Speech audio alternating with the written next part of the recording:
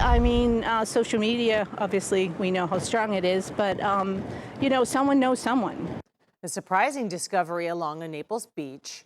A woman discovered a family portrait in the sand. Gulf Coast News reporter Mohammed Abdul Qawee is in Naples tonight, where the search is on for the owner. Carolyn Stone tells me she was doing one of her morning walks here at Delnor-Wiggins Pass. She said she saw something odd in the Gulf, and it turns out it was a family picture of a canvas. You could see at least 10 people right here, and now she's wondering how it got washed up.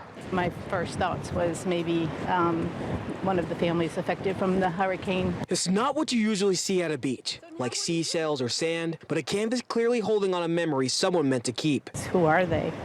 Why is this out here? Endless questions are running through Carolyn's mind, but one thing she says she is sure of, she was meant to find it. It just came floating, and I looked down, and there it was. After cleaning it off at her home, she posted it on Facebook. Because it was in bad condition. I saw the picture online. You saw the picture online? Yeah. Okay, how do I find this family? And of course, first thing you go to is social media. How cool is it that she found it? Cynthia Zane saw Carolyn with the canvas yesterday, and she couldn't believe it either. It was very heartwarming.